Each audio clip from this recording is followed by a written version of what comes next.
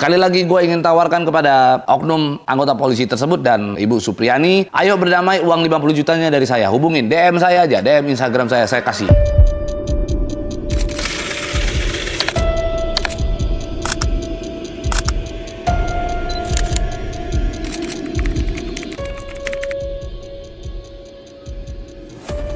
Inilah memang zaman sekarang itu terjadi begitu besar perubahan dalam hal mentalitas orang tua daripada anak. Jadi bukan lagi mentalitas generasi, tetapi mentalitas orang tua daripada anak-anak yang disekolahkan, lalu dibiarkan untuk diajarkan oleh guru gitu. Jadi kalau gua simpulkan gitu ya, ada sedikit ketidaksiapan, bukan sedikit malah besar sekali ketidaksiapan orang tua zaman sekarang ketika menitipkan anaknya terhadap guru gitu. Sehingga akhirnya terjadi hal-hal seperti ini. Kalau dibandingkan zaman gua dulu gitu ya, pada saat gua waktu sekolah, gua pernah digaplok sama guru gua tuh pakai tangan sampai wajah gua tuh memar nggak hilang-hilang. Itu pernah terjadi.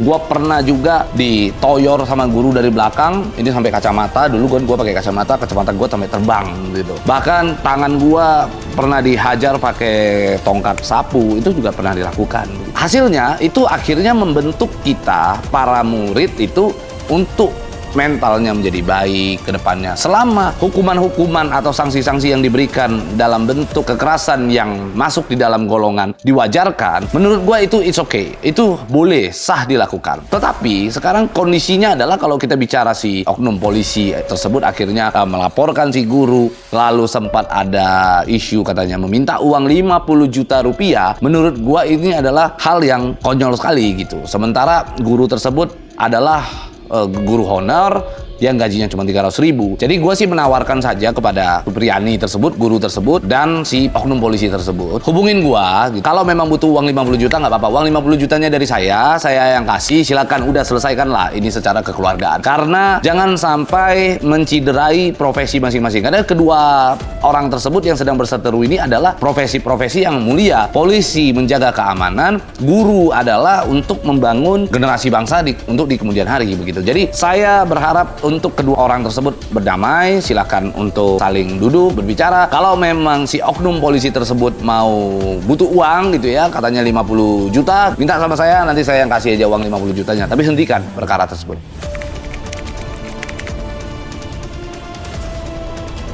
Iya, bisa dikatakan abuse of power, tapi menurut gue ini adalah abuse of little power gitu. Karena oknum polisi kan katanya pangkat Aibda, which is itu adalah pangkat bintara gitu ya. Kalau dibilang dia punya power yang sebegitu besarnya ya enggak, cuman abuse of little power karena dia adalah seorang anggota kepolisian gitu. Pastinya dalam proses hukum tentunya yang dapat berkoordinasi dengan pihak penyidik dengan mudah dan dengan luwes adalah si oknum polisi tersebut begitu. Jadi menurut gua ini bukan abuse of real power, tetapi ini adalah abuse of little power gitu. Jadi power yang kecil di lingkungan itu pihak kepolisian gitu, sesama anggota Polri biasanya saling membantu, saling solid lah begitu. Jadi itu bisa terjadi sehingga akhirnya ada bentuk upaya yang kita duga sebagai upaya kriminalisasi terhadap seorang guru honorer yang memang guru tersebut dikatakan menganiaya gitu ya, tetapi katanya menganiaya tersebut juga belum dapat dibuktikan secara konkret karena itu hanya berdasarkan pengakuan-pengakuan, tidak ada saksi satupun yang mengatakan bahwa guru tersebut menganiaya. Jadi intinya perkara tersebut jelimet, tetapi supaya semuanya berdamai dan indah, sekali lagi gue ingin tawarkan kepada oknum anggota polisi tersebut dan Ibu Supriyani, ayo berdamai, uang 50 jutanya dari saya. Hubungin, DM saya aja, DM Instagram saya kasih.